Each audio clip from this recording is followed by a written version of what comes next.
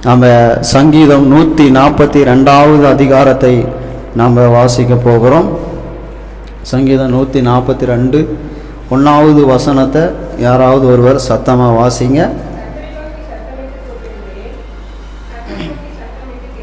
ஆமென். கர்த்தரை நோக்கி சத்தமிட்டு கூப்பிடுகிறேன், கர்த்தரை நோக்கி சத்தமிட்டு கெஞ்சுகிறேன். நாங்கள் அங்கே கள்ளிமேடு பகுதிக்கு போகும்போதும் இதே வசனம் இல்லை, சங்கீதம் 77:1 அந்த வசனத்தை கொடுத்தார். கெஞ்சுதலுக்குண்டான வார்த்தை தான் அங்கேயும் எங்களோடு பேசினார். இந்த வாரம் முழுவதும் கெஞ்சணும் அப்படின்னு சொல்லிட்டு ஏசப்பா எங்கூட பேசிகிட்டே இருக்கிறாரு. அதே போல் பாஸ்ட் மீட்டிங் போகும்போது அங்கேயும் போய் இதே வசனத்தை தான் சொன்னோம், கெஞ்சி ஜெபிக்கணும் அப்படின்னு சொல்லிட்டு. இன்றைக்கும் தேவன் அதே காரியத்தை ஏவுகிறார். கர்த்தரை நோக்கி சத்தமிட்டு கூப்பிடுகிறேன், கர்த்தரை நோக்கி சத்தமிட்டு கெஞ்சுகிறேன். பாருங்க, எத்தனையோ ஜெபம் இருக்கு. உபவாசம் ஜெபம் இருக்கிறது, அடுத்தது கண்ணீரின் ஜெபம் இருக்கிறது, அடுத்தது அழுகையின் ஜெபம் இருக்கிறது, அடுத்தது பார்த்தீங்கன்னா நிறைய ஜெபங்கள் கூடி ஜெபிக்கிறது இருக்குது. இப்படி நிறைய ஜெபங்கள் இருக்கிறது. அதில் விசேஷித்த விதமான ஒரு ஜெபம் என்னன்னு கேட்டிங்கன்னா கெஞ்சுதல். அப்படின்னு கெஞ்சி ஜெபிக்கிற ஜெபத்துக்கு தான் பவர் அதிகம். அல்லேலூயா. நாங்களாம் எத்தனையோ முறை ஆண்டவர்கிட்ட கெஞ்சி கேட்டு தான் பெற்றுக்கொண்டு இருக்கிறோமே தவிர, ஏசப்பா எனக்கு இதை செய்யுங்க அப்படின்னு சொல்லிட்டு அதிகாரத்தோடு நான் கேட்டு பெற்றுக்கொண்டது கிடையாது. அதிகாரத்தோடு கேட்டது இன்னைக்கு வரைக்கும் எனக்கு கிடைச்சதே கிடையாது. அல்லேலூயா. ஆனால் கெஞ்சும் பொழுது பெட்டில் படுத்துட்டு கெஞ்சுவேன், ஏசப்பா அதை கூட அங்கீகரிக்கிற தேவனாக இருக்கிறார். அல்லேலூயா. அடுத்தது வேதம் சொல்லுகிறது, சத்தமிட்டு கூப்பிடுகிறேன், கர்த்தரை நோக்கி சத்தமிட்டு கெஞ்சுகிறேன். நாம் கெஞ்சணும் ஏசப்பாட்ட. கெஞ்சலினா நம்முடைய வாழ்க்கையில் ஒன்றுமே கிடைக்காது. அல்லேலூயா. கர்த்தருக்கு ஸ்தோத்திரம். கெஞ்சணும் ஏசப்பாட்ட. நம்ம என்ன செய்யணும்? கெஞ்சணும். அல்லேலூயா. எப்படி கெஞ்சறது? இப்போ ஒன்றும் இல்லை, நம்ம சந்தையில் பார்த்தீங்கன்னா பிச்சை எடுப்பாங்க. அதில் வந்து பார்த்தீங்கன்னா 3 வகையான குரூப் இருக்குது. பிச்சை எடுக்கிற குரூப்பு. ஒன்று வந்து ஆட்டோவில் உட்காந்துட்டு சினிமா பாடல்களை பாடிட்டு போவாங்க.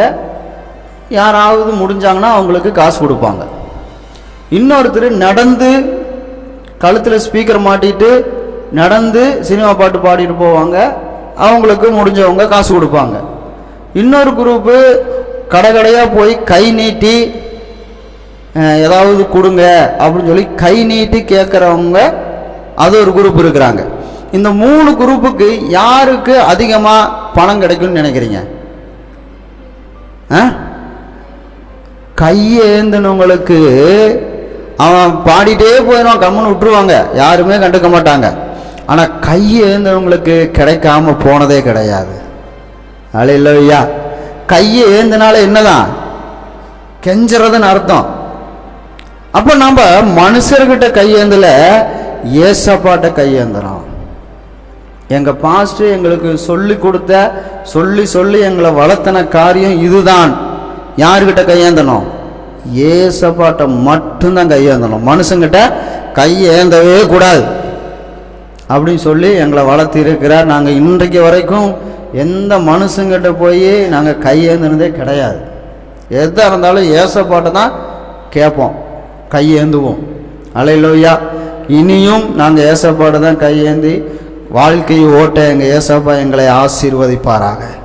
அப்போ நம்முடைய அந்த கை ஏந்துதல், இயேசுவிட்ட வந்து கையை ஏந்திட்டோம், அவர் இல்லைன்னு சொல்லவே மாட்டார், முடியாதுன்னு சொல்லவே மாட்டார், செய்ய முடியாதுன்னு சொல்லவே மாட்டார், சொல்ல முடியாதுன்னு சொல்லவே மாட்டார். அவர் நம்மோடு கூட இடைபடுகிற தேவன். 2வது வசனம், அவருக்கு முன்பாக என் சஞ்சலத்தை ஊற்றுகிறேன், அவருக்கு முன்பாக என் நெருக்கத்தை அறிக்கையிடுகிறேன். யாருக்கிட்ட போய் சஞ்சலத்தை ஊற்றுறோம்? அவருக்கு முன்பாக. யாருக்கு முன்பாக அறிக்கை செய்கிறோம்? நெருக்கத்தை அறிக்கை செய்கிறோம் அவருக்கு முன்பாக. நாம் அவர்கிட்ட நெருக்கத்தை அறிக்கை செய்யாம பார்த்தவங்ககிட்ட எல்லாம் சொல்றோம், என் நிலமை அப்படி ஆயிடுச்சு, நான் அப்படி இருந்தேன், நான் இப்படி இருந்தேன், நான் அதை செஞ்சேன் இதை செஞ்சேன், ஆனால் இன்னைக்கு ஒன்றும் இல்லாமல் போயிடுச்சு, அப்படி ஆயிடுச்சு இப்படி ஆயிடுச்சுன்னு யாருக்கிட்ட சொல்கிறோம்? மனிதர்கள்கிட்ட. அல்லேலூயா.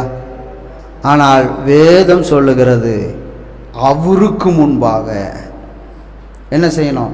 சஞ்சலத்தை ஊத்திடணும். இங்கே வந்து மனசுக்குள்ளே வச்சிருக்கவே கூடாது. சஞ்சலத்தை கொண்டு வந்து அவருடைய பாதத்தில் கொண்டு வந்து ஊற்றிடணும். இந்த வாரம் 2 முறை என்னுடைய சஞ்சலத்தை அவருடைய சமூகத்தில் ஊற்றிட்டு நான் பாட்டுக்கு ஃப்ரீ ஆகிட்டேன். அல்லேலூயா. அதே போல் நம்முடைய வாழ்க்கையில் அந்த கெஞ்சுதல் நமக்கு ரொம்ப ரொம்ப முக்கியம். கெஞ்சணும், இல்லைன்னா நமக்கு கிடைக்காது. ஏதோ போனா போகுதுன்னு கிடைச்சா கிடைக்குமே தவிர 100% 100க்கு 100 நமக்கு கிடைக்கவே கிடைக்காது. ஏதோ ஒரு 10ஓ 15ஓ கிடைக்கும். அப்படி இருக்கக்கூடாது. நம்முடைய வாழ்க்கையில் தேவனை நோக்கி கெஞ்சணும். எப்படி கெஞ்சணும்? எப்படி நமக்கு ஏசப்பாட்ட எப்படி கெஞ்சறது? இப்போ நம்ம ஏசப்பா இங்கே இருக்கிறாரு, இப்போ எப்படி நம்ம கெஞ்சறது? எப்படி கெஞ்சினா ஏசப்பாவுடைய காதில் போய் கேட்கும்? வாசிங்க சங்கீதம் 119 58 வாசிங்க. 58வது வசனம். முழு இருதயத்தோடு உம்முடைய தயவுக்காக கெஞ்சுகிறேன், உமது வாக்கின்படி எனக்கு இறங்கும். முழு இருதயத்தோடு கெஞ்சணும். சும்மா அறகுறையா ஐயா காசு கொடுங்கய்யா, ஐயா காசு கொடுங்கய்யா, ஐயா காசு கொடுங்கயான்னு கையை நீட்டிட்டு போனால் கிடைக்காது. முழு இருதயத்தோடு விடவே மாட்டாங்க ஒரு சிலர். ஐயா அம்மா என் குழந்தைக்கு சாப்பாடு வாங்கி கொடுக்கணும், என் குழந்தைக்கு டீ வாங்கி கொடுக்கணும், ஏதாவது இருந்து கொடுங்க அப்படின்னு சொல்லிட்டு என்ன செய்வாங்க? விடவே மாட்டாங்க காசு கொடுக்குற வரைக்கும். ஒரு சிலர் அம்மா அப்படிம்பாங்க, அப்புறம் சீடையில் சொன்னால் போயிடுவாங்க. அப்படி அறகுறையாக கெஞ்சக்கூடாது. அது வந்து அறகுறையான கெஞ்சுதல். ஆனால் ஒரு சிலர் பாருங்கள், நீ போகவே மாட்டாங்க காசு கொடுக்கலனா. ஆமாவே இல்லைங்களா? நீங்கள் பார்த்துருக்குறீங்களா? போகவே மாட்டாங்க. அதுபோல முழு இருதயத்தோடு நீங்கள் தேவனிடத்தில் கெஞ்ச வேண்டும் என்று சொல்லி வேதம் சொல்லுகிறது. அறகுறையாக கிடைஞ்சுன்னா கிடைக்கவே கிடைக்காது. எப்படி செய்யணும்? எப்படி இருக்கணும்? முழு இருதயத்தோடு. பாருங்க, ஏசப்பா என்ன செய்கிறாருன்னா, ஒரு ஊரில் ஊழியம் செஞ்சுட்டு இன்னொரு ஊருக்கு போகிறார். எரிகோ அப்படிங்கிற ஊருக்கு போகிறார். அங்கே பக்கத்தில் போகும்போது பிச்சைக்காரங்க நிறையா இருப்பாங்க. கால் போனவன், கை போனவன், கண்ணு போனவன், வாய் பேசாதவன், காது கேட்காதவன், இப்படி நிறைய பிச்சை எடுத்துகிட்டு இருப்பாங்க. அந்த வழியில் இயேசு போகிறார். ஆனால் ஒரு பிச்சைக்காரனுக்கு மட்டும் ஒரு ஆசை. என்னென்னா, வர்றவங்க போகிறவங்ககிட்ட காசு கேட்குறோம். இப்போ இயேசு வந்திருக்கிறாரு. இப்போ இவர்கிட்ட என்ன கேட்கலாம் அப்படின்னு சொல்லி பார்த்தா, எனக்கு கண்ணு தெரியணும்னு கேட்கலாம் அப்படிங்கிற ஒரு அந்த அறிவு அவனுக்கு வந்துச்சு. எப்படி இயேசு கிட்ட கேட்டால் கண்ணு தருவாருன்னு சொல்லிட்டு அவருக்கு யாராவது சுவிசேஷம் சொல்லியிருப்பாங்க. அதனால் கேட்கலாம் அப்படின்னு சொல்லிட்டு ஒரு ஆசை வந்துச்சு. அப்போது அவர் என்ன செய்கிறாருன்னா, லூக்கா 18வது அதிகாரத்தில் நீங்கள் எடுத்துட்டிங்கன்னா அதில் வசனம் இருக்குது. 35வது வசனத்தில் வாசிக்கிறோம். லூக்கா 18:35 வாசிக்கிறோம். அவர் எரிகோவுக்கு சமீபமாய் வரும்பொழுது உட்கார்ந்து பிச்சை கேட்டுக்கொண்டு இருந்தான். ஜனங்கள் நடக்கிற சத்தத்தை அவன் கேட்டு இது என்ன என்று விசாரித்தான். அப்போ 37 வாசிக்கிறோம். நசரனாகிய இயேசு போகிறார் என்று அவனுக்கு அறிவித்தார்கள். அப்பொழுது அவன், இயேசுவே தாவீதின் குமாரனே எனக்கு இறங்கும் என்று கூப்பிட்டான். அவன் எப்படி கூப்பிட்டுருப்பான்? இயேசுவே எப்படி கூப்பிட்டுருப்பான்? சத்தமோடு இல்லையா, கொஞ்ச நேரம் இல்லை இரு, நான் உன்னை தான் கூப்பிட்றேன் இல்லை அப்படின்னு சொல்லி கூப்பிட்டுருப்பானா? இல்லை, ஐயா எனக்கு இறங்கும், எனக்கு உதவி செய்யும், என்னை பாரும் அப்படின்னு சொல்லி கூப்பிட்டுருப்பானா, இல்லை அதிகாரத்தோடு கூப்பிட்டுருப்பானான்னு பார்த்தீங்கன்னா அவன் கெஞ்சி கூப்பிடுகிறான். அல்லேலூயா. எனக்கு இறங்கும். முன்னடப்பாரும் அவன் பேசாமல் இருக்கும்படி அவனை அதட்டினார்கள். அவனோ தாவீதின் குமாரனே எனக்கு இறங்கும் என்று அவன் என்று மிகவும் அதிகமாய் கூப்பிட்டான். அல்லேலூயா. அவன் எப்படி கூப்பிட்டுருப்பான்? யாரை நினைச்சு கூப்பிட்டுருப்பான்? என்ன அவன் மனசுக்குள்ள ஓடி இருக்கும்? அவன் மனசு ஃபுல்லா என்ன இருக்கும்? இயேசு வருவார், என்னை தொடுவார், நான் பார்வை அடைவேன். இந்த எண்ணத்தை தவிர வேற ஏதாவது எண்ணங்கள் அவனுக்குள்ள ஓடி இருக்குமான்னு நீங்க நினைக்கிறீங்களா? வேற ஏதாவது சிந்தித்து கொண்டு இருப்பானா? நம்ம எப்படி ஆராதனை செஞ்சுட்டு இருக்கும்போது எங்கேயோ யோசிச்சுட்டு இருப்போம். அல்லேலூயா, இன்னைக்கு வருவானா நாளைக்கு வருவானான்னு தெரியலையே அப்படின்னு சொல்லி யோசிச்சோம். அந்த மாதிரி ஒரு யோசனை அந்த குருடனுக்கு இருந்திருக்குமான்னு கேட்டா 100க்கு 100 கிடையாது. குடும்ப பிரச்சனை அவனுக்கு இல்லையா? அவனுக்கு பசி பிரச்சனை இல்லையா? ட்ரெஸ் வேண்டாமா? இதையெல்லாம் அவன் யோசிக்கல. அவன் நினைச்சது கண்ணு பார்வை அடையணும். அப்போ அவனுடைய முழு இருதயமும் யாரை நோக்கி தான் இருக்கு? ஃபோக்கஸ் பண்ணி இருக்கு, இயேசுவை நோக்கி. அதனால தான் அதட்டும் போது கூட அவன் அடங்கவில்லை. ஏய் சும்மாரு அப்படின்னு சொல்லி எல்லாம் திட்டுறாங்க. ஆனாலும் அவன் அடங்கவில்லை. அதிகமாய் இயேசுவை நோக்கி சத்தமிட்டு கூப்பிட்டான். இங்க கவனிக்கிறீங்களா? எங்கேயோ வேடிக்கை பாட்டு இருக்கிறீங்களா? சத்தமிட்டு கெஞ்சினா. அல்லேலூயா. அதுபோல நம்முடைய வாழ்க்கையில கெஞ்சுகிற அனுபவம் இருந்தால் மட்டுமே நாம் ஜெயிக்க முடியும். இல்லைன்னா பாஸ்டர் ஜெபம் பண்ணுங்க, பாஸ்டர் ஜெபம் பண்ணுங்க, பாஸ்டர் என்ன ஜெபம் பண்ணுறது, எனக்கு கண்ணு தெரியும்னு ஜெபம் பண்ணுங்க பாஸ்டர். சரி ஜெபம் பண்ணிட்டேன் போ. அப்படியே வருஷக்கணக்காக ஓடிட்டே இருக்க வேண்டியதுதான். ஒரு காரியம் நடக்காது. இங்கே பாரு, அமைதியை திரும்பி உட்காரு. உட்காரே இல்லையா? வந்து காது பிடிச்சி திரும்பிரும் பார்த்துக்கா. அப்போ நம்முடைய அனுபவம் கெஞ்சுதலா இருக்கணும்.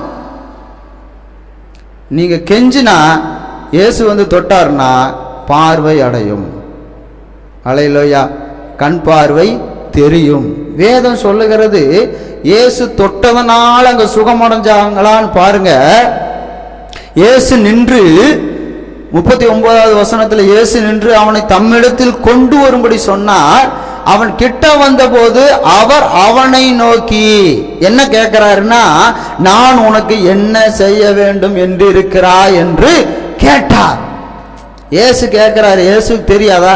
அவன் குருடனா இருக்கிறான்னு இயேசுக்கு தெரியுமா தெரியாதுங்களா? தெரியும். அப்ப நமக்கு என்ன வேணும்னு தெரியுமா தெரியாதா? பைபிள்ல வசனம் சொல்லுகிறது, நீங்க கேட்கறதுக்கு முன்னாடியே உங்களுக்கு என்ன வேணும்னு பிதாவுக்கு தெரியும்னு வசனம் இருக்குது. அப்படி இருக்கும்போது இயேசுவுக்கு உனக்கு என்ன வேணும்னு கேட்கிறாரு, நான் உனக்கு என்ன செய்யணும்னு கேட்கிறாரு. அதற்கு அவன், ஆண்டவரே நான் பார்வை அடைய வேண்டும் என்றான். நான் பார்வை அடையணும். என்ன பார்வை அடையணும்? கண் பார்வை அடையணும். இப்ப நமக்கு பார்வை, இப்ப இயேசுவை பார்க்கிற அளவுக்கு நம்முடைய பார்வை இருக்கா? யாருக்கு இருக்கு? இயேசுவை இப்ப ஆவியானவர் இங்க இருக்கிறார், யாராவது தெரியுதா? தேவதூதர்கள் இருக்கிறாங்க, யாராவது தெரியுதா? அப்ப நம்ம யாரு? நம்ம அப்பாவை பார்க்கறதுக்கு கண் இல்லாத குருடர்கள். ஆமாவா இல்லைங்களா? சொல்ல மாட்டேங்கிறீங்க. ஆமான்னு சொன்னாலும் தப்பாயிரும், இல்லைன்னு சொன்னாலும் ஏதாவது சொல்லுவீங்க. எதுக்கு வம்பு? நம்ம பாட்டுக்கு உட்காந்துட்டு போயிடும். அப்போ நம்ம அப்பாவை நம்மளால பார்க்க முடியாத குருடர்களாக இருக்கிறோம். இயேசு வந்தார். இயேசு அவனை நோக்கி, நீ பார்வை அடைவாயாக, உன் விசுவாசம் உன்னை ரட்சித்தது. அல்லேலூயா. அவனுடைய விசுவாசம் இயேசு தொட்ட உடனே, பார்த்த உடனே அவனுக்குள்ள பார்வை வந்தது. அல்லேலூயா. அப்போ பாஸ்டர் ஜெபிக்கிறாரு, உனக்குள்ள விசுவாசம் இருந்ததுன்னா அந்த காரியம் என்ன செய்யும்? அப்பவே நடக்கும். சும்மா பாஸ்டர் மட்டும் ஜெபிச்சுட்டு இருந்தால் நடந்துடாது. விசுவாசம் இருந்தால் ரெண்டும், பாஸ்டர் ஜெபிக்கிற ஜெபமும் விசுவாசம் ரெண்டும் மிக்சிங் ஆகி உடனே அவனை அடுத்து வரமா பார்வை அடைஞ்சான். வசனம் என்ன சொல்லுது? நம்ம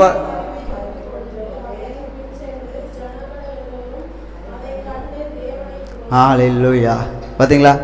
உடனே அடுத்த வாரம் போயிட்டு அடுத்த வாரம் பாங்க பாஸ் சொல்லுவார், நீங்கள் 3 மாதத்துக்கு தொடர்ந்து வந்தால் தான் உனக்கு சரியாகும். அப்படியா? அப்படியா? பாஸ் சொல்லுவாங்களாப்பா 3 மாதத்துக்கு நீ ரெகுலராக வரணும்ப்பா சர்ச்சுக்கு, சரியாயிரும் அப்படின்னா சரியாயிருமா? ஆகாது.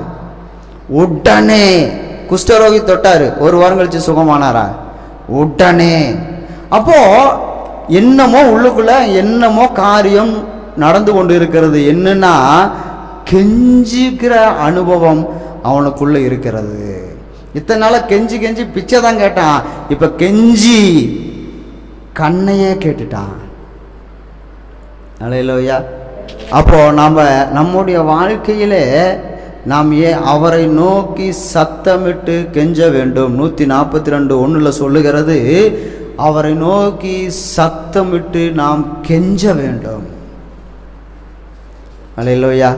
எனக்கு அந்த அனுபவத்தை தாங்காண்டவரேன்னு சொல்லி நான் இந்த வசனத்தை எனக்கு விவரித்து காட்டும் போது, இந்த அனுபவம் எனக்கு வேணுமாண்டவரே, நீங்க எனக்கு தாங்க அப்படி சொல்லி நான் அவரிடத்துல கேட்டேன். அப்போ உபவாசங்கள் போட்டு நாம் ஜெபிக்கிற ஜெபத்தில் பதிலை பெற்றுக்கொண்டோமோ இல்லையோ, பெற்றிருக்கலாம், பெறாம போகலாம். ஆனால் கெஞ்சி ஜெபிச்சவங்க பதில் பெறாமல் போனதாக சரித்திரமே இல்லை, சரித்திரமே இல்லை. நீங்க சங்கீதம் 17:6 வாசிங்க. சங்கீதம் 17வது அதிகாரம் 6வது வசனம்.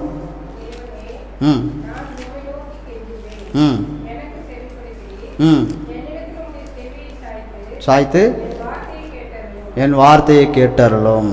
வேதம் சொல்லுகிறது, தேவனே நான் உம்மை நோக்கி கெஞ்சுகிறேன், எனக்கு செவி கொடுக்கிறீர். கொடுக்கிறீர்னு போட்டிருக்குதா, கொடுக்க போகிறீர் அப்படின்னு போட்டிருக்கா? கொடுக்கிறீர் அப்படின்னா கெஞ்சுதலுக்கு அவர் மனது இறங்குகிற தேவன், செவி கொடுக்கிற தேவன். உள்ளத்தின் ஆழத்திலிருந்து எனக்கு இதை செய்யுங்க ஆண்டவரே என்று சொல்லி கெஞ்சும் பொழுது தேவன் செவி சாய்க்கிறார். அல்லேலூயா. கர்த்தருக்கு ஸ்தோத்திரம். அப்போ என்னிடத்தில் உம்முடைய செவியை சாய்த்து என் வார்த்தையை கேட்டருளும். உம்மை நம்புகிறவர்களை அவர்களுக்கு விரோதமாக எழும்பவர்களிலிருந்து உமது வலது கரத்தினால் தப்புவித்து ரட்சிக்கிறவரே, கண்மணி போல என்னை காத்தருளும். நாம் எந்த அளவுக்கு கெஞ்சறமோ அந்த அளவுக்கு தேவன் இறங்குகிற தேவனா இருக்கிறார். ஆகாரை கர்த்தர் தான் ஆபிரகாம்கிட்ட சொன்னார், ஆகாரை துரத்தி விடுன்னு. உன் மனைவி என்ன சொல்றாலும் அதை கேளுனாரு. மனைவி ஆகாரையும் இஸ்மவேலையும் நம்ம வீட்டை விட்டு, நம்ம குடும்பத்தை விட்டு, நம்ம கூட்டத்தை விட்டு துரத்துன்னு சொன்னாரு. ஆபிரகாம் துரத்திட்டார், கர்த்தர் தான் அனுமதிச்சார். ஆனா ஆகார் வனாந்தரத்தில் ஒரு சொட்டு தண்ணி கூட வழி இல்லாம சாப்பிட்றதுக்கு சாப்பாடு கொண்டு போனதெல்லாம் தீந்து போனதுக்கு அப்புறம் என்ன செய்யறதுன்னு தெரியல. இனி சாவுதான் நமக்கு மிச்சம்னு சொல்லிட்டு பிள்ளையை, குழந்தைய ஒரு இடத்துல படுக்க வச்சுட்டு தூரமா போய் தேவனை நோக்கி அழுதாள். அல்லேலூயா. கெஞ்சினாள் தேவனை நோக்கி. தேவன் உடனே இறங்கிட்டாருங்க. இறங்கினாரா இல்லையா? உடனே இறங்கிட்டார். கர்த்தர் தானே துரத்த சொன்னது. ஆனால் அந்த அழுகையின் சத்தத்தை கர்த்தர் கேட்டார். உடனே இறங்கி வந்தார். உடனே இறங்கி வந்தார். இறங்கி வந்து ஒரு டம்ளர் தண்ணி கொடுத்துட்டு போகல, ஒரு சொம்பு தண்ணி கொடுத்துட்டு போகல, ஒரு பாட்டில் தண்ணி கொடுத்துட்டு போகல, ஒரு 5 லிட்டர் தண்ணி கொடுத்துட்டு போகல. என்ன செய்தார்? பாலைவனத்தில் இங்கே மழை பெஞ்சு செழிப்பா இருக்குது, இந்த பட்டணத்திலேயே போர் போட்டால் தண்ணி வர மாட்டேங்குது. எவ்வளோ செழிப்பாக இருக்குது, மழையெல்லாம் பெய்யுது. ஆனால் பாலைவனத்தில் என்ன இருக்கு? ஒரு மரம் இருக்கா? மழை பெய்யுமா?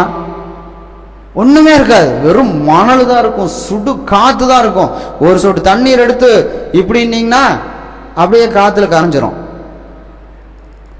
அங்கே ஆகாரனுடைய கெஞ்சுதலுக்கு இறங்கி நீரூற்றை உண்டாக்கினார். அல்லேலூயா. நீர் ஊற்று, பாலைவனத்தில் நீரூற்று உண்டாக்கி இன்னைக்கு வரைக்கும் அந்த நீரூற்று அதிசயமாக பார்க்கப்படுகிறது. அல்லேலூயா. அப்ப நம்முடைய கெஞ்சுதலுக்கு தேவன் இறங்கினால், காரியத்தை செய்தால் அது அதிசயமாக இருக்கும், அற்புதமாக இருக்கும். ஆனால் நாம் என்ன செய்யணும்னா அவரை நோக்கி கெஞ்சணும். அது முழு இருதயத்தோடு கெஞ்சணும், நம்பிக்கையோடு கெஞ்சணும். இப்போ ஒரு பிச்சை கேட்குது ஒரு அம்மா, ஒரு மனுஷங்கிட்ட போய் கேட்குது. இவங்கிட்ட போய் கெஞ்சினா பிச்சை தருவானா தரமாட்டானா அந்த அம்மாவுக்கு தெரியாது. தருவாங்களான்னு உறுதியாக சொல்ல முடியாது. சில்லறை இருந்தால் தான் தருவாங்க, இல்லைன்னா நானே எத்தனையோ முறை சில்லறை இல்லைன்னு சொல்லியிருக்கேன். அப்போ அந்த அம்மா நம்பிக்கையோடு கெஞ்சுது, ஆனால் கிடைக்கல. ஆனால் கொடுப்பானா கொடுக்க மாட்டான்னு ஒரு நம்பிக்கை, ஒரு டவுட்டாக தான் இருக்குது. கரெக்டுங்களா? அப்போது ஆனால் தேவன் அப்படி இல்லை. வேதம் சொல்லுகிறது, அவரை நோக்கி கெஞ்சும் பொழுது அவர் எனக்கு செவி கொடுக்கிறார், 100க்கு 100 செவி கொடுக்கிறார்ங்கிற நம்பிக்கையோடு நாம் அவரை நோக்கி கெஞ்சுகிறோம். ஏன்னா அவர் மனுஷன் அல்ல, அவர் மனுஷன் அல்ல. பொய் சொல்றதுக்கு அவர் புத்திரனும் கிடையாது. அவர் தேவாதி தேவன். அவர்கிட்ட கெஞ்சினா 100க்கு 100 கண்டிப்பா கிடைக்கும். அதனால தான் நம்ம அவர்கிட்ட போய் கெஞ்ச சொல்றோம். மனுஷங்கிட்ட கெஞ்சினா கிடைக்குமோ கிடைக்காதோ, கிடைக்கலாம், கிடைக்காம போனாலும் போகலாம், ஃபுல்லா கிடைக்கலாம், இல்லை கொஞ்சமா கிடைச்சாலும் கிடைக்கலாம். ஒரு 10,000 ரூபா கேட்டா, தம்பி அவன்கிட்ட ஒரு 2,000 தான் இருக்குது. நம்ம என்ன நினைச்சிட்டு கேட்டோம்? 10,000 ரூபா கொடுத்துருவான்னு நினைச்சிட்டு கேட்டோம். ஆனால் அவன்கிட்ட 2,000 தான் இருக்குது, வேற எங்காவது பார்த்துக்கோ. ஆனால் தேவங்கிட்ட வந்தால், அவர்கிட்ட கெஞ்சினா 10,000க்கு உண்டான அத்தனை காரியத்தையும் கர்த்தர் வாய்க்க பண்ணுவார். ஆனால் நம்ம யார்கிட்ட கெஞ்சணும்? ஏசப்பாட்ட கெஞ்சணும். அவரோட கெஞ்சலினா நமக்கு ஒன்றும் கிடைக்காது. சரி, இப்போ யாரெல்லாம் அவர்கிட்ட கெஞ்சணும்? யாரெல்லாம் கெஞ்சணும்? நான் தான் பாவம் செஞ்சுட்டேன், நான் தான் தண்ணி அடிச்சுட்டு ஊர் சுற்றிட்டு இருக்கேனே, நான் தான் சரியில்லையே, நான் போய் ஏசப்பாட்ட கேட்டால் நமக்கு கிடைக்குமா கிடைக்காதா அப்படிங்கிற ஒரு டவுட்டு நம்மளுக்கு இருந்துச்சுன்னா, வேதம் சொல்லுகிறது, பாவம் செஞ்சாலும் மனம் மாறி அவரிடத்துல கெஞ்சி, எசப்பா நான் தப்பு பண்ணிட்டேன், மன்னிச்சிருங்க, இனிமேல் தப்பு பண்ண மாட்டேன், எனக்கு உதவி செய்யுங்கன்னு கெஞ்சினால் கர்த்தர் மனது இறங்குகிற தேவனாய் இருக்கிறார். பாருங்க, 2 நாளாகமம் 33வது அதிகாரத்தில் 1-13 வரைக்கும் நீங்க வாசிச்சீங்கன்னா, மனாசேன்னு சொல்லிட்டு ஒரு ராஜா, அவரை கர்த்தர் இஸ்ரவேல் நாட்டை ஆட்சி செய்யணும்னு சொல்லி ஏற்படுத்துகிறார். எசேக்கியேலுடைய குமாரன். இந்த எசேக்கியேல் ராஜா சரியா இஸ்ரவேல் நாட்டை ஆட்சி செஞ்சாரு. அதுக்கப்புறம் மனாசே என்ன செய்யறாரு? இஸ்ரவேல் நாட்டை ஒழுங்கா ஆட்சி செய்யல. அவனுக்கு என்ன தோணுதோ அதை செய்தான். அவன் அப்படி செய்தான். என்ன செய்தான்னா, கர்த்தரை விட்டு விட்டான். கர்த்தரை விட்டு என்ன பண்ணாரு? விக்கிரகங்களை தொழுது கொள்ள ஆரம்பித்து விட்டான். எசேக்கியா ராஜா விக்கிரகமே இருக்கக்கூடாதுன்னு இடிச்சு போட்டாரு. இவன் மறுபடியும் திரும்பவும் எடுத்து கட்டுகிறான். கட்டி சிலைகளை வைத்து வழிபட ஆரம்பித்து விட்டான். கர்த்தரை மறந்து விட்டான். தன் சொந்த குமாரனையே தீ மிதிக்க பண்ணினான். கர்த்தரை மறந்து விட்டான். கர்த்தருக்கு விரோதமாக பாவம் செய்தான். அல்லேலூயா. அப்போ அப்படி பாவம் செய்யும் பொழுது என்ன என்ன நடக்குதுன்னு கேட்டீங்கன்னா, அசீரியா படையை கர்த்தர் ஏவினார். அசீரியா ராஜா படைகளை கர்த்தர் ஏவினார். வந்து இவனை இஸ்ரவேல் நாட்டில் வந்து சண்டை போட்டு இவனை கைது பண்ணிட்டு போயிட்டாங்க, சிறைபிடித்து விட்டார்கள். கர்த்தரே ஒப்பு கொடுத்தார். ஏன்னா உன்னை ராஜாவாக்குனா நீ வந்து ஜனங்களை சரியான முறையில் நடத்தாம நீயும் பாவம் செய்கிற, ஜனங்களையும் பாவம் செய்ய வைத்தாய் அப்படின்னு சொல்லிட்டு கர்த்தர் என்ன செய்கிறார், அந்த இடத்துல பேசுகிறார். அப்போ கர்த்தர் பேசுறார், ஊழியக்காரர் அனுப்புறார், மனசே பாவம் செய்யாத, மனம் திரும்பு, ஜனங்களை மனம் திரும்ப செய்ய அப்படின்னு சொல்லி சொல்றதுக்கு அவன் காதே செவி கொடுத்து கேட்கவே இல்லை. நீ என்றா சொல்றது, நான் என்ன செய்யறது? இன்னைக்கு நிறைய விசுவாசிகள் அப்படிதான் இருப்பாங்க. பாஸ்ட் சொல்றதுக்கு செவியே சாய்க்க மாட்டேன். பாஸ்ட்டுக்கு என்ன தெரியும், அவர் ஏதாவது ஒன்று அடிச்சு விடுவார் அப்படின்னு சொல்லுவாங்க. அப்போ அந்த மாதிரி இவர் சொல்லிட்டார், நான் ராஜா, நீ ஒரு பாஸ்ட் வந்து நீ சொல்றதை நான் கேட்கணுமா? இவன் பஞ்சாயத்து தலைவர்கிட்ட போய் நான் பேசுனா என்ன சொல்லுவார்? முதலமைச்சர்கிட்ட போய் நான் பேசுனேன் என்ன சொல்லுவார்? ஏடா ஒன்றும் இல்லாத நானே உன்னை சபை நடத்தக்கூடாதுன்னு சொன்னால் உன்னால் முடியாது, ஜெயிலில் தூக்கி போட்டுருவேன். அப்படி இருக்கிற உன் பேச்சை நான் கேட்கணுமாம்பாங்க. அதுபோல் ராஜா கிட்ட போய் பாஸ்ட் சொன்னதுக்கு செவி சாய்க்கல. அதுக்கப்புறம் அசிரியா ராஜாவை ஏவினார் கர்த்தர். போ, அவனை போய் தோக்கடிச்சிட்டு அவனை கைது பண்ணிட்டு வா அப்படின்னு சொல்லி ஏவி விட்டார். அல்லேலூயா, ஏவி விட்டார். அப்படி ஏவி விடும் பொழுது அங்கே என்ன நடந்துச்சுன்னா, வாசிங்க 12:13 வாசிங்க, 12 வாசிங்க. இப்படி அவன் நெருக்கப்படுகையில் தன் தேவனாகிய கர்த்தரை நோக்கி கெஞ்சினான். அதேங்களா, மிகவும் தன்னை தாழ்த்தினான். ஒருவேளை நம்ம கர்த்தருடைய வார்த்தையை கேட்காமல் மீறி செயல்பட்டிருந்தோமானால் நெருக்கம் வரும். அலையில என்ன வரும்? நெருக்கம் வரும், பாடுகள் வரும். இந்த வழியில போகாதன்னு சொல்லியிருப்பாரு, பாஸ்டர் சொல்லியிருப்பாரு, கர்த்தர் சொல்லுகிறார், இந்த வழியில போகாதீங்க சிஸ்டர், இந்த வழியில போகாதீங்க பிரதர். பாஸ்டருக்கு தெரியாம போயிட்டு வந்துடுவோம். என்னத்த பாஸ்டர்னு பார்த்துட்டே இருக்கிறாரு அப்படின்ட்டு போயிட்டு வந்து பார்த்தா என்னாச்சு? நெருக்கம் தாங்க முடியல. பாஸ்டர்கிட்ட வந்து சொல்லவும் முடியல, பாஸ்டர்கிட்ட சொல்லவும் முடியல, நெருக்கத்தை தாங்கவும் முடியல. அப்போ மனசு என்ன செய்தார்? நெருக்கத்தின் நேரத்தில் கர்த்தரை நோக்கி கெஞ்சினான், கர்த்தாவே என்னை மன்னிச்சிருங்க, பாஸ்டர் சொல்றதை கேட்காம மீறி நான் தவறு செய்து விட்டேன், என்னை மன்னியும் கர்த்தாவே என்று சொல்லி கெஞ்சினான்.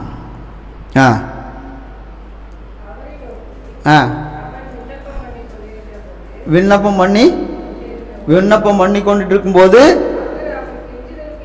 அவர் கெஞ்சுதலுக்கு இறங்கி அவன் ஜெபத்தை கேட்டு மறுபடியும் வர பண்ணினார். ஆமென், அல்லேலூயா. மனேச ராஜாவுக்கு தேவன் இறங்கினாருன்னா நம்மளுக்கு இறங்க மாட்டாரா? இறங்க மாட்டாருங்களா? இறங்குவார். ஏன்னா அவன் என்னென்ன பாவம் செஞ்சான் தெரியுமா? கர்த்தருக்கு செய்ய வேண்டிய கர்த்தருக்கு பலியிட வேண்டிய பலிபீடத்துல பாகாலுக்கு பலியிட்டான். எவ்வளவு பெரிய துரோகம்! கர்த்தருக்கு செய்ய வேண்டிய காணிக்கைகளை பாகாலுக்கு செய்தான். தன் குமாரர்களை தீக்கடக்க பண்ணினான், தீ மிதிக்க பண்ணினான். எல்லாம் கர்த்தருக்கு பயங்கரமான கோபம், பயங்கரமான பாவம். அவனுடைய கெஞ்சுதலுக்கு கர்த்தர் இறங்கினார் என்றால் நம்முடைய கெஞ்சுதலுக்கு 100க்கு 100 கர்த்தர் இறங்குகிற தேவனாய் இருக்கிறார். அல்லேலூயா. இறங்குவார். ஆனா என்ன செய்யணும்? கெஞ்சணும். எப்படி கெஞ்சணும்? ஒரு சிலர் அப்படியே இருதயத்தை ஊற்றிடுவாங்க. இருதயத்தில் இருக்கிறதெல்லாம் கண்ணீரா சர்ச்சில் வந்து கண்ணில் ஒழுகிட்டே இருக்கும், அழுதுகிட்டே இருப்பாங்க. அவங்க வாயில் வார்த்தையும் வராது, பேசவும் முடியாது, தேவனை நோக்கி கெஞ்சி ஜெபித்து கொண்டு இருப்பார்கள்.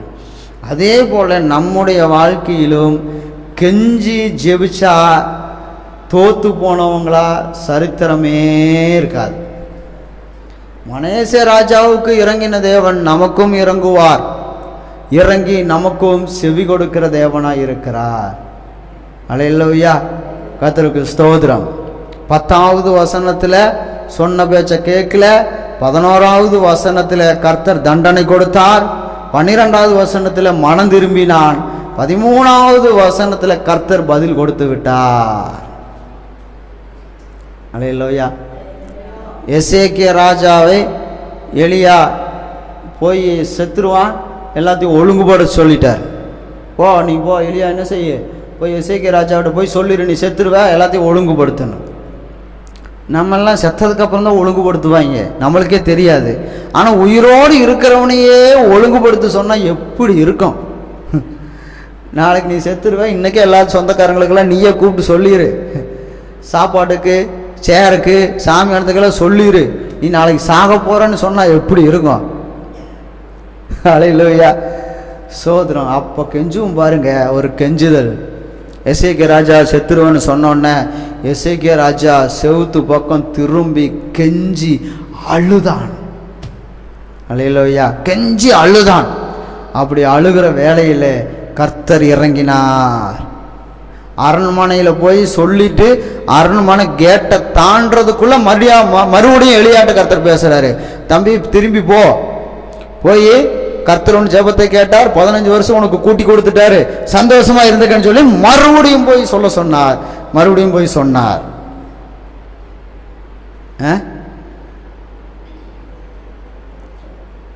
எலிசாவா? ஏசாயா, ஏசாயா தீர்க்கதரிசன புஸ்தகத்தில் வாசிக்கிறோம். அப்போ தேவன் கெஞ்சுதலுக்கு இறங்குகிற தேவன். அரண்மனையிலேருந்து வெளியே வர்றதுக்குள்ளே எவ்வளோ நேரம் ஆயிரும்? அரண்மனையிலேருந்து வெளியே வர்றதுக்குள்ளே எவ்வளோ நேரம் ஆயிரும்? ஒரு 1/4 மணி நேரம் ஆயிருங்களா? அதுக்குள்ளே கெஞ்சி ஜெபிச்சுக்கிட்டாரு, உடனே மனம் இறங்கிட்டாரு. சரி நீ மறுபடியும் போய் மறுபடியும் சொல்லுன்னு சொன்னார். 15 வருஷம் கூட்டி கொடுத்துட்டார். நமக்கு செய்வாரா செய்ய மாட்டாரா? ஆனால் எசேக்கியாவை போல கெஞ்சணும், மனசேவை போல கெஞ்சணும். எனக்கு இந்த வாழ்க்கையை தாங்கப்பா, இது எனக்கு ஆசீர்வாதமாக தாங்கப்பா, இது எனக்கு பிரயோஜனமாக இருக்கட்டும்ப்பா, நான் நல்லா உம்மை துதிக்கணும்ப்பா, நல்லா ஆராதிக்கணும்ப்பா, உமக்காக நான் வாழணும்ப்பா, என்னை ஏற்றுக்குங்கப்பா, என்னை நடத்துங்கப்பா அப்படின்னு சொல்லி நம்ம என்ன செய்யணும்? ஏசப்பாட்ட கெஞ்சணும். ஜெபம் வேற, கெஞ்சுதல் வேற. ஜெபம் பண்ணுவோம், பட்டணத்துக்காக ஜெபம் பண்ணுவோம், தமிழ்நாட்டுக்காக ஜெபம் பண்ணுவோம், மற்ற சர்ச்சைகளுக்காக ஜெபம் பண்ணுவோம், அது வேற, கெஞ்சுகிறது வேற. நீங்களும் நானும் கெஞ்சினோம்னா ஏசப்பா அப்படியே அழுதுருவார். ஆமாவே இல்லைங்களா? கெஞ்சுனா ஏசப்பா அப்படியே அழுதுருவார். ஏன்னு கேட்டிங்கன்னா மனது உருகுகிற தேவன். ஆகாப் ராஜா சாதாரண ராஜா கிடையாது. அவன் மாதிரி மோசமான ராஜா பைபிளில் யாருமே கிடையாது. ஆகாப் ராஜா அவன் தீர்க்கதரிசிகள்லாம் கொலை செய்வான். கர்த்தருடைய தீர்க்கதரிசினா உடனே கொன்றுவான். அங்கே தான் எலியா வர்றாரு. அவ்வளவு மோசமான ஆள். எலியா சொல்லிட்டார், 3 வருஷம் மழை பெய்யாது போன்னு. பஞ்சம் தலை விரிச்சு ஆடுது. அவன் எல்லாம் சாகிறான். குதிரைக்கு கழுதைக்கு புல் போடுறதுக்கு புல் இல்லை. அப்போ அவ்வளவு காரியம் நடக்குது. ஆகாப் ராஜா என்ன செஞ்சிருவாருன்னா, நீ செத்துருவ அப்படின்னு சொன்ன உடனே உனக்கு தண்டனை வரும் அப்படின்னு சொல்லி எலியா சொல்கிறாரு. ஆகாப் ராஜா ரட்டுடுத்தி, ரட்டுனா கித்தான் சாக்குன்னு நினைக்கிறேன், அதைய போத்துக்கிட்டு ராஜ வஸ்திரத்தெல்லாம் கழட்டி வீசிட்டு கித்தான் சாக்கை போத்துட்டு சாம்பலில் போட்டு, அடுப்பு எரிச்ச சாம்பலை கொண்டு வந்து போட்டு அது மேலே உட்கார்ந்து உபவாசம் பண்ணி கர்த்தரை நோக்கி கெஞ்சினா. அல்லேலூயா. அவங்க அந்த ராஜா அவன் ரொம்ப மோசமான ஆள். ஒரு தோட்டத்தை வாங்கணும், திராட்சை தோட்டத்தை வாங்கிறதுக்காக அந்த தோட்டக்காரனே கொன்னுட்டான். இந்த மனைவி பேச்சை கேட்டு கொன்னுட்டு, இது இவர் தான் ராஜாவாச்சா, யார் சொத்தை வேணாலும் யார் வேணாலும் எடுத்துக்கலாம், இவர் எடுத்துக்கலாம். அந்த அதிகாரம் இருக்கிறதுனால அவனை கொலை செஞ்சுட்டு அவன் சொத்தை எடுத்துக்கிட்டாங்க. அவ்வளவு மோசமான ஆள். அப்போ அவ்வளவு மோசமான ஆளே கெஞ்சும் பொழுது கர்த்தர் மனது இறங்குகிறார் என்றால், நம்முடைய கெஞ்சுதலுக்கும் 100க்கு 100 நான் சொல்கிறேன், கெஞ்சினால் கட்டாயமாக கர்த்தர் மனம் இறங்குவார். ஏன்னா அவர் மனது உருகுகிற தேவன், மனம் இறங்குகிற தேவன் என்று சொல்லி பைபிளில் எழுதப்பட்டு இருக்கிறது. எப்போ மனம் இறங்குவார்னா, கெஞ்சும் பொழுது மனம் இறங்குவார். அல்லேலூயா. நமக்கு என்ன வேணாலும் வரட்டும், வியாதி வரட்டும், போராட்டம் வரட்டும், பிரச்சனைகள் வரட்டும், தலையே போகிற கதி வரட்டும், அந்த நேரத்தில் கெஞ்சினா போதும், கர்த்தர் வானத்தை கிழிச்சிட்டு கர்த்தர் என்ன செய்வார், நம்மளுக்கு இறங்குகிற தேவனாக இருக்கிறார். அப்போ நம்ம என்ன செய்யணும், கெஞ்சணும். எங்கே போய் கெஞ்சறது? அது ஒரு கேள்வி இருக்குல்ல. கெஞ்சுங்கன்னா எந்த இடத்துல போய் கெஞ்சறது, எப்படி கெஞ்சறது அப்படின்னு பார்த்தா, இருதயத்தில் உள்ள ஆழத்திலிருந்து கெஞ்சணும்னு வசனம் படித்தோம். இப்போது எங்கே போய் கெஞ்சறதுன்னா, மல்கியா 1வது அதிகாரம் 9வது வசனம்.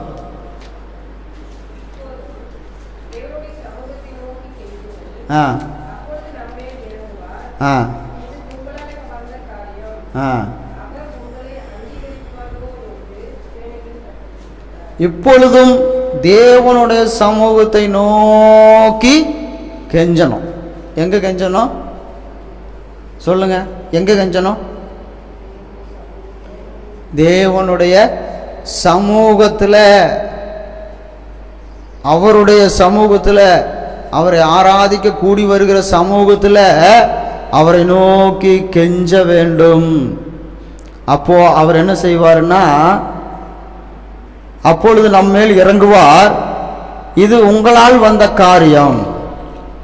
அப்பொழுது கெஞ்சுங்க, அப்பொழுது நம்ம மேல இறங்குவார்.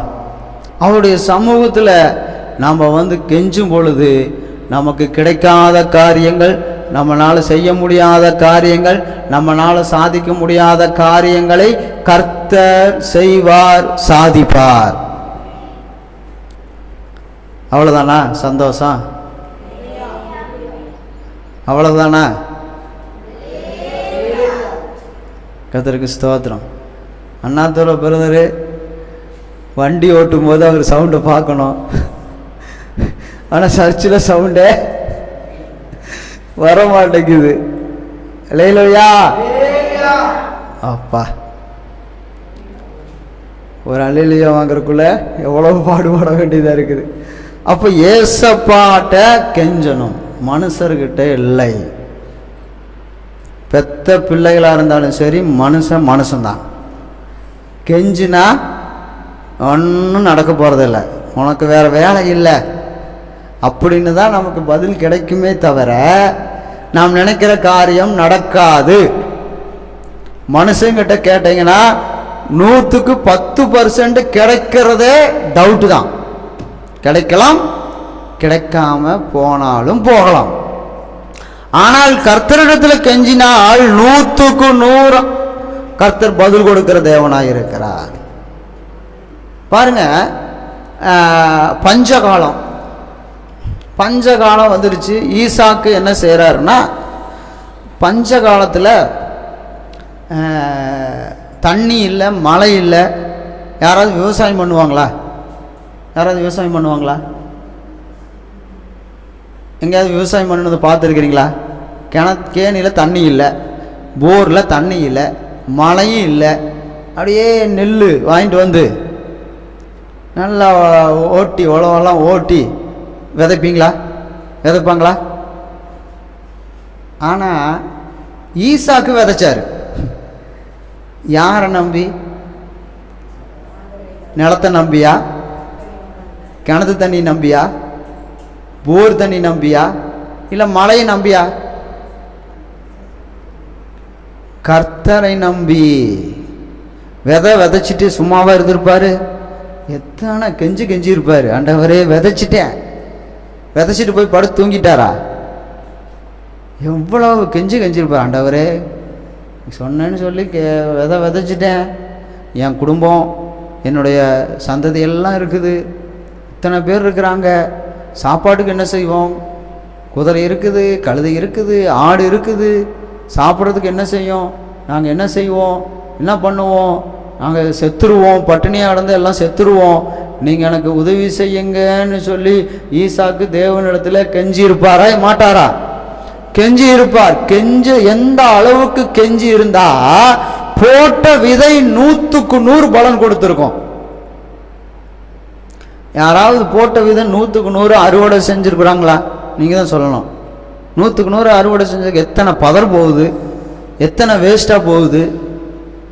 ஆனா ஈசாக்குக்கு மழை இல்லை, தண்ணி இல்லை, குடிக்கிறக்க தண்ணி இல்லை, பஞ்சம் வேற. 100க்கு 100 பலனை எடுத்தால் நாம் கெஞ்சுகிற கெஞ்சுதலுக்கு 100க்கு 100 பலன் கொடுப்பாரா கொடுக்க மாட்டாருங்களா? அவ்வளவுதானா? கொடுப்பார். அப்ப நாம் என்ன செய்யணும்? அவருடைய சமூகத்தில் கெஞ்சணும். அப்போ அடுத்தது விசுவாசிகளும் கெஞ்சணும், பாஸ்டும் கெஞ்சணும். அவங்கள மட்டும் கெஞ்ச சொல்லிட்டு நீ ஜாலியாக சுற்றிட்டு இருக்கக்கூடாதுன்னு சொல்லி ஆண்டவர் பேசினார். அவங்கள கெஞ்சுங்க, எல்லாரும் கெஞ்சுங்கன்னு சொல்லி போட்டு நீ அப்படியே ஜாலியாக சுற்றிட்டு இருக்காத, நீ என்ன செய்யணும்? கெஞ்சணும் அப்படின்னு சொல்லி கேட்டார். யாருக்கு கெஞ்சணும்? உங்களுக்காக நான் ஏசப்பாட்ட கெஞ்சணுமா? ராகுல் பிரதருக்காக கெஞ்சணும், அண்ணாதுரை பிரதருக்காக கெஞ்சணும், எல்லாத்துக்காக கெஞ்சணும். அப்போ அதே ஆண்டவர் வசனத்தை காமிச்சார். யாத்திராகம் 32வது அதிகாரத்தில், யாத்திராகம் 32வது அதிகாரம்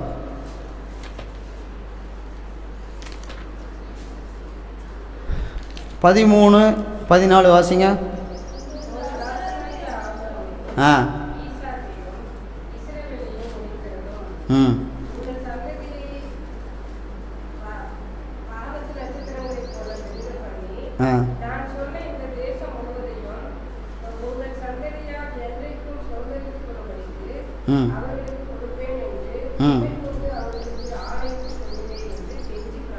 கெஞ்சி பிரார்த்தித்தான். ஜனங்கள்லாம் பாவம் செஞ்சாங்க. அப்போ பாஸ்ட் என்ன செய்யணும்? ஜனங்களுக்காக கெஞ்சணும். ஆண்டவரே தப்பு பண்ணிட்டாங்க, மன்னியும் அப்படின்னு சொல்லிட்டு கெஞ்சணும். சொன்ன பேச்சு கேட்கல, இவங்கெல்லாம் என்ன செஞ்சாங்க? கன்றுக்குட்டி செஞ்சு வச்சுட்டு பாவம் செஞ்சிட்டாங்க, இவங்கெல்லாம் அப்படி பண்ணிட்டாங்க, இப்படி பண்ணிட்டாங்க, அந்த தப்பு பண்ணிட்டாங்க, இந்த தப்பு பண்ணிட்டாங்க, மன்னிங்கன்னு சொல்லிட்டு ஒரு பாஸ்ட் என்ன செய்யணும்? கெஞ்சணும். அல்லேலூயா. பாஸ்ட் கெஞ்சணும். பாஸ்ட் கெஞ்சிக்குவாருன்னு சொல்லிட்டு நம்ம விட்டுறக்கூடாது. விசுவாசிக்கு கெஞ்சிக்கு வாங்கின்னு சொல்லிட்டு பாஸ்ட்டும் விட்டுறக்கூடாது. பாஸ்ட் கெஞ்சிக்குவாருன்னு சொல்லிட்டு விசுவாசிக்கு விட்டுறக்கூடாது. கெஞ்சி ஜெபிக்கணும். அல்லேலூயா. அப்படி கெஞ்சி ஜெபிக்கும் பொழுது கர்த்தர் பெரிய காரியங்களை செய்கிறார். பாருங்க, என்னாகும் 12வது அதிகாரத்தில் 13வது வசனம் வாசிங்க. என்னாகமும் 12:13. என் தேவனே அவளை குணமாக்கும் என்று கெஞ்சினான். பாஸ்ட் என்ன செய்யணும்? ஒருத்தருக்கு வியாதி வந்துருச்சுன்னா கெஞ்சணும், அவளை குணமாக்கும் ஆண்டவரேன்னு. அவளுக்கு என்னாச்சுன்னு கேட்டிங்கன்னா, அது யாருன்னு கேட்டிங்கன்னா மிரியாம். மிரியாம் பாஸ்ட்டை குறை சொல்லிடுச்சு அந்த அம்மா. மிரியாம்ங்கிற அம்மா பாஸ்ட்டை குறை சொல்லிடுச்சு.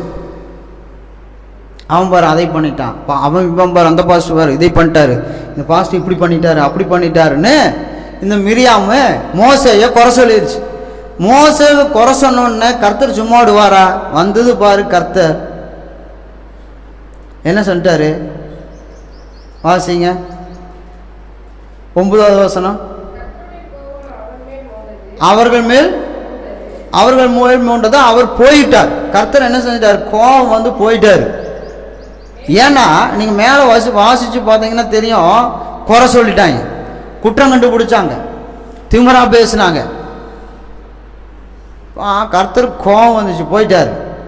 அப்போது மேகம் கூடாரத்தை விட்டு நீங்கி போயிட்டு மிரியாம் உறைந்த மலையின் வெண்மை போல குஷ்டரோகியானால் ஆரோன் மிரியாமை பார்த்த பொழுது அவள் குஷ்டரோகியாய் இருக்க கண்டான். அப்போ குஷ்டரோகம் வந்துருச்சு. நீ நான் ஏற்படுத்தின பாஸ்ட்ரியே நீ குறை சொல்ற அப்படின்னு சொல்லிட்டு குஷ்டரோகம் வந்துருச்சு. அப்பொழுது மோசே கர்த்தரை நோக்கி, என் தேவனே அவளை குணமாக்கும் என்றான். 12:11 பாருங்க. அப்பொழுது ஆரோன் மோசையை நோக்கி, என் ஆண்டவனே, நாங்கள் புத்தியனமாய் செய்த இந்த பாவத்தை எங்கள் மேல் சுமத்தாதிரும் என்று சொல்லி ஆரோன் வந்து மோசை கிட்ட கெஞ்சுறார். நானும் மிரியாவும் சேர்ந்து உங்களுக்கு விரோதமாக பாவம் செஞ்சிட்டோம், எங்கள் மேலே இந்த பலியை போட்டுறாதீங்க மோசே அப்படின்னு சொல்லிட்டு ஆண்டவனே அப்படின்னு சொல்லி கெஞ்சுறாங்க. அப்பொழுது மோசே தேவனை நோக்கி கெஞ்சுகிறார். கர்த்தர் மோசை நோக்கி, அவள் என்ன செய்யணும்? சீக்கிரமாக 7 நாள் பாளையத்துக்கு புறம்பா இருப்பா, சரியாயிருவான்னு சொல்லிட்டு கர்த்தர் மிரியாமுக்கு சுகத்தை கொடுத்தார். அப்போ ஒருத்தர் பாவம் செய்யும் பொழுது அவங்களுக்கு சில பிரச்சனைகள் வருகிறது, போராட்டங்கள் வருகிறது, பாடுகள் வருகிறது. பாஸ்டர் என்ன பேசுனாங்களோ அப்படியே அவங்க வாழ்க்கையில் வருகிறது. பாஸ்டருக்கு விரோதமாக முகாந்திரமே இல்லாமல் மோசே முகாந்திரமே இல்லாமல் மிரியாம் என்ன செய்கிறாங்க? குற்றம் சாட்டுகிறார். மோசேயும் முகமுகமாக வந்து பேசுகிறார். வாசிங்க, என் தாசனாகிய 7வது வசனம். மோசேயோ அப்படிப்பட்டவன் அல்லங்கிறாரு. நீ குறை சொல்ற, அவன் அப்படிப்பட்டவன் அல்ல. என் வீட்டில் எங்கும் அவன் உண்மை உள்ளவன். நான் அவனுடைய மறைபொருளாக அல்ல, முகமுகமாய் பிரத்யட்சமாக பேசுகிறேன். அவன் கர்த்தரின் சாயலை காண்கிறான். இப்படி இருக்க நீங்கள் என் தாசனாகிய மோசேக்கு விரோதமாக பேச உங்களுக்கு பயம் இல்லாமல் போனது என்ன? இப்படி முகமுகமாக நான் பேசுகிறேன், நான் தான் ஏற்படுத்தினேன், நீங்கள் கொஞ்சம் கூட பயம் இல்லாமல் பாச என்ன செய்கிறீங்க? பேசிட்டீங்க. கர்த்தருக்கு வந்துச்சு பாரு, என்ன வந்துச்சு? கோபம். அவர்கள் மேல் பத்தி நெருப்பு வச்சு பெட்ரோல் ஊற்றி கொளுத்துன மாதிரி அவருடைய கோபம் பாஸ்டருக்கு விரோதமாக பேசணும் மேலே பற்றி எரிகிறது. அப்போ வந்து மோசைகிட்ட கெஞ்சுறாங்க, நாங்கள் பாவம் பண்ணிட்டோம், எங்களை மன்னிச்சிருங்க அப்படின்னு சொல்லி மோசைக்கிட்ட மன்னிப்பு கேட்குறாங்க, கெஞ்சுறாங்க. மோசே தேவனிடத்தில் கெஞ்சினார். உடனே என்ன ஆயிடுச்சு? விடுதலையை தேவன் கொடுத்தார். அல்லேலூயா. பார்த்தீங்களா? கெஞ்சினா போதும். அதுக்காக என்ன வேணாலும் செஞ்சிட்டு கெஞ்சினான்னு இல்லை. ஏதோ ஒரு தடவை தப்பு பண்ணிட்டோம், மிரியாம் ஒரு தடவை தப்பு பண்ணுச்சு, அப்புறம் குஷ்டரோகம் வந்துச்சு, சரியாயிடுச்சு. அதுக்கப்புறம் மிரியாம் என்ன செய்யலை? தப்பே பண்ணலை. அதே போல் நம்முடைய வாழ்க்கையில் ஏதாவது தவறுகள் இருக்குமானால் முகாந்திரமே இல்லாமல் ஒருவன் மேல் பழி போட்டது உண்டானால், ஏசப்பா என்னை மன்னிச்சிருங்கன்னு கெஞ்சினா கண்டிப்பாக 100க்கு 100 இறங்குவாரா? இறங்க மாட்டார்களா? இறங்குவார். நாம் கெஞ்சணும். பாஸ்ட்டு என்ன செய்யணும்? சரி ஆண்டவரே, தெரியாமல் பண்ணிட்டாங்க, மன்னிப்பு தான் கேட்குறாங்களே, என்ன செய்யுங்க? மனம் இறங்கும் என்று சொல்லி பாஸ்ட்டு என்ன செய்யணும்? முட்டி போட்டு உபவாசம் போட்டு கெஞ்சணும். அப்போது சங்கீதம் 101:5 வாசிங்க. சங்கீதம் 101:5.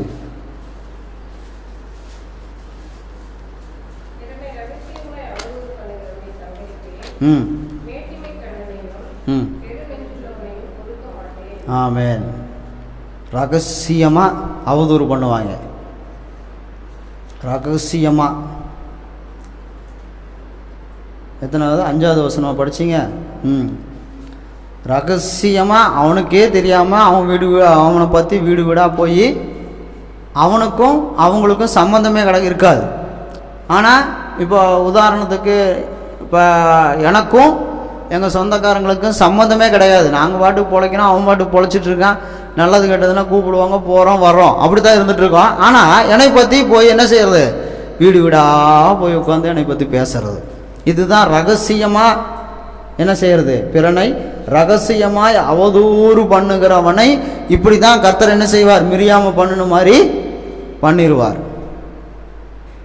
குஷ்டரோகம் வந்துருச்சுன்னா வேலைக்கு போக முடியாது, குஷ்டரோகம் வந்துருச்சுன்னா சாப்பிட முடியாது, குஷ்டரோகம் வந்துச்சுன்னா தூங்க முடியாது, குஷ்டரோகம் வந்துச்சுன்னா நடக்க முடியாது, குஷ்டரோகம் வந்துச்சுன்னா வெளியே வர முடியாது, குஷ்டரோகம் வந்துச்சுன்னா முடங்கிற வேண்டியது தான், ஒன்றும் பண்ண முடியாது. அல்லேலூயா.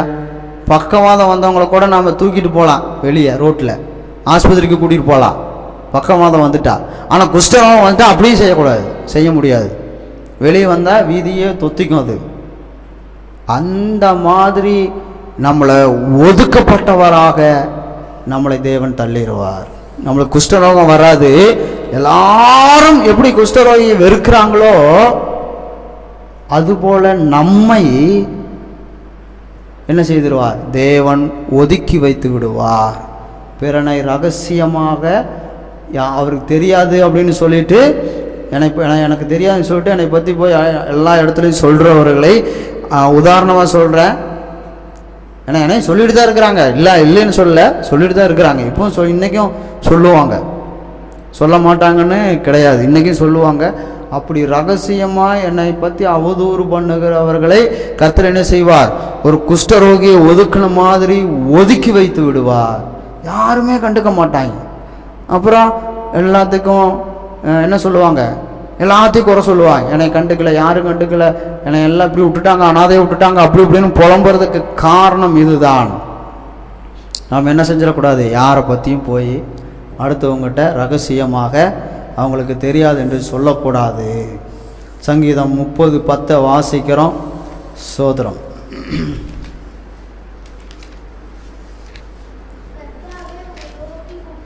கர்த்தாவே உம்மை நோக்கி கூப்பிட்டேன், கர்த்தரை நோக்கி கெஞ்சினேன். அல்லேலூயா, அல்லேலூயா.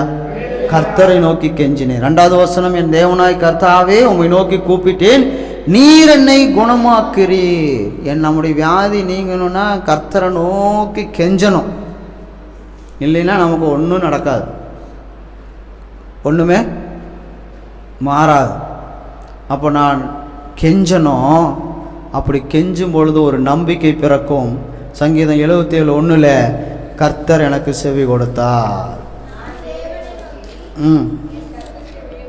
கெஞ்சினேன், என் சத்தத்தை தேவனிடத்தில் உயர்த்தினேன், அவர் எனக்கு செவி கொடுத்தார். அல்லேலூயா. எல்லாரும் சேர்ந்து படிக்கலாமா? நான் தேவனை நோக்கி என் சத்தத்தை உயர்த்தி கெஞ்சினேன், என் சத்தத்தை தேவனிடத்தில் உயர்த்தினேன், அவர் எனக்கு செவி கொடுத்தார் என்று சொல்லி வேதம் சொல்லுகிறது. நானும் அதைத்தான் சொல்லுகிறேன். அப்போ ஏசப்பாட்ட கெஞ்சணும். இதோ கடமைக்கு வந்தோம் போனோன்னு இருக்கக்கூடாது. ஒரு போலீஸ்கான வண்டியை பிடிச்சிட்டான், இன்சூரன்ஸு இல்லை, நம்ம என்ன செய்வோம், ஏய் ஏண்டா ஏன் வண்டி அது, பெட்ரோல் நீயே வந்து அடிச்ச, காசு டியூ நீயே கட்டுற, இல்லை இது என்ன உங்கள் ஒப்பன் விட்டு ரோடா, வண்டி பிடிக்கிறா அப்படின்னு பேசுமா? சார் நான் எப்படி இந்த மாதம் கட்டிடுறேன் சார், என்ன சொல்லுங்க, கெஞ்சுவாங்களா, நெஞ்ச நிமித்திட்டு நிற்பாங்களா? ஏன் ஏசப்பாட்டை மட்டும் கெஞ்சுறதுக்கு நம்மளுக்கு அந்த எண்ணமே என்ன செய்ய மாட்டேங்குது, வர மாட்டேங்குது. அப்போ போலீஸ்காரங்கிட்ட கெஞ்சுறோம்,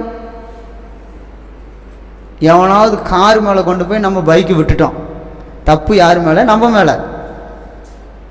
நாம் என்ன சொல்லுவோம், அவனை கண்ணே தெரியாதா உனக்கு, காரே உனக்கு ஓட்ட தெரியாதா, அறிவு இருக்குதா, இப்படி வர்றேன்னு சொல்லி பேசுமா?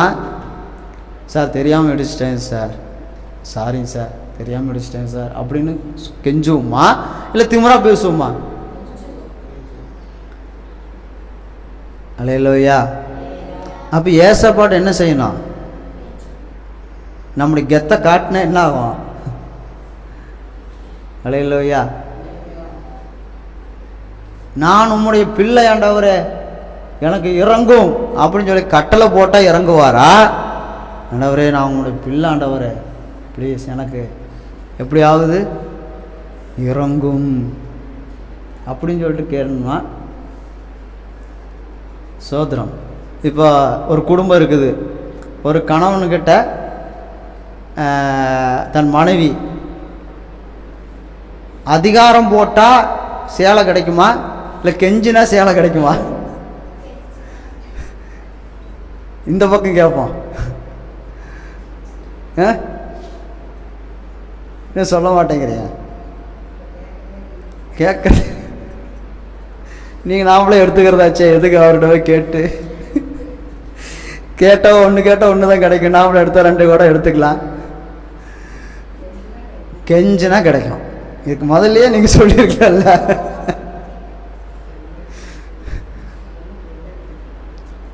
கர்த்தருக்கு ஸ்தோத்திரம். பிள்ளைகள் தகப்பன் இடத்துல வந்து கெஞ்சினா கிடைக்குமா இல்ல அதிகாரம் பண்ண கிடைக்குமா?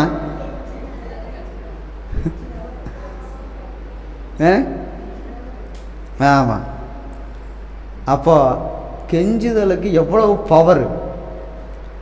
திமிரு, ஆணவம், கோபம், எரிச்சல், அகங்காரம், இதனுடைய பவர் விட ஒரே ஒரு கெஞ்சுதலுக்கு பவர் ஜாஸ்தி.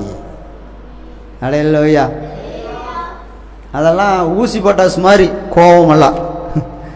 சிலதெல்லாம் வெடிக்கும், சிலதெல்லாம் புஷ்ஷுனே போயிடும். நம்முடைய கோபம், நம்முடைய எரிச்சல், ஆணவம், அகங்காரம், பொய், திருட்டு என்ன வேணாலும் வச்சுக்க, எல்லாம் ஊசி பட்டாசு மாதிரி. ஆனால் கெஞ்சுதல்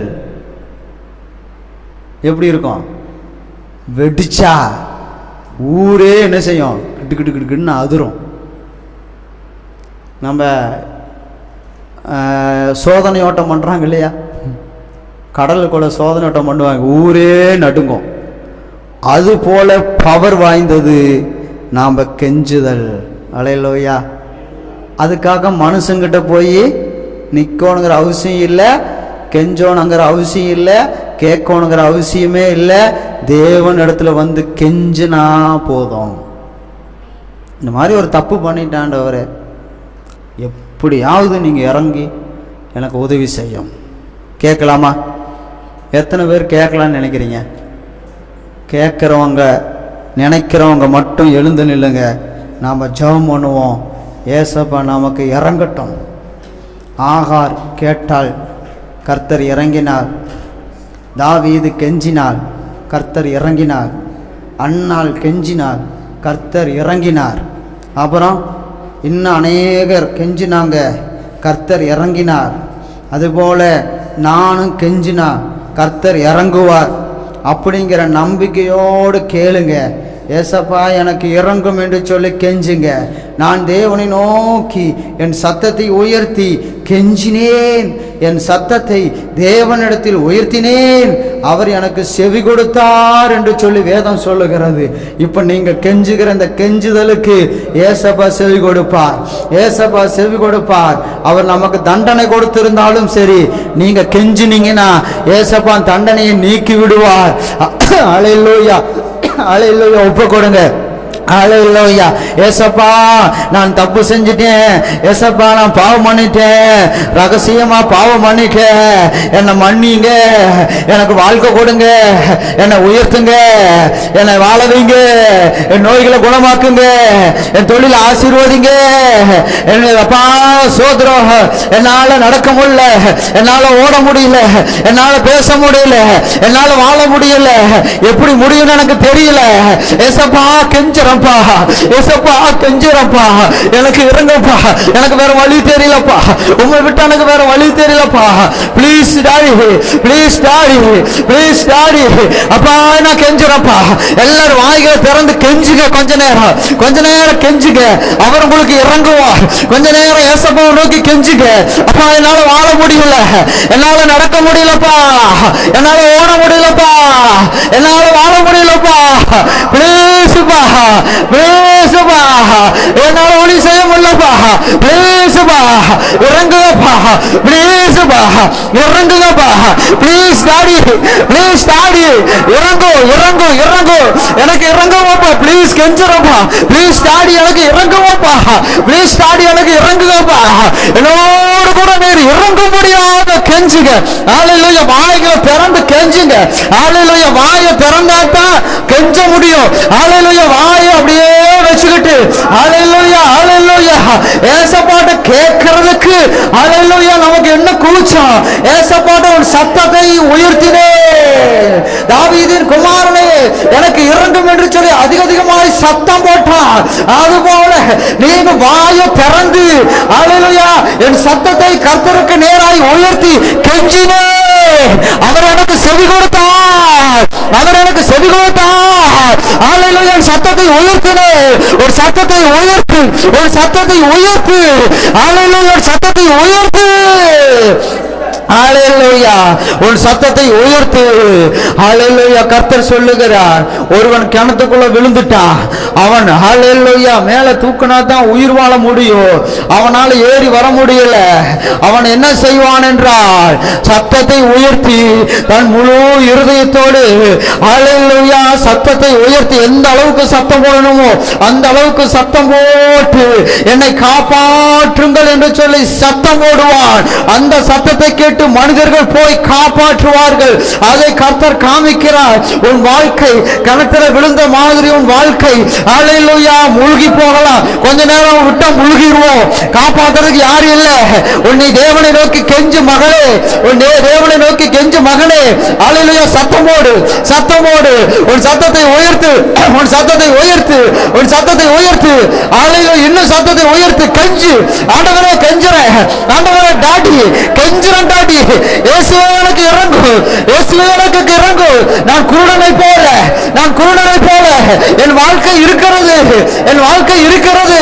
என்னால குருட யாராவது என்னை நடத்தினாதான் அந்த குருட போக முடியும், வர முடியும். அதுபோல என்னுடைய வாழ்க்கை ஹல்லேலூயா என்னிடத்துல இல்லை. என்னை யாராவது வந்து காப்பாற்றினாதான் என் வாழ்க்கை உண்டு என்று சொல்லி நினைக்கிறாயா மகனே, மகனே உன்னை கர்த்தர் சத்தமிட்டு கூப்பிடு என்று சொல்லுகிறார். உன் சத்தத்தை உயர்த்து என்று சொல்லி கர்த்தர் சொல்லுகிறார். ஹல்லேலூயா, உன் சத்தத்தை உயர்த்து, உனக்குள்ள சத்தத்தை உயர்த்து. நீ ஹல்லேலூயா சத்தத்தை உயர்த்தினாய், கர்த்தருடைய காதுல போய் விழும், அவர் உனக்கு செவி கொடுப்பார்.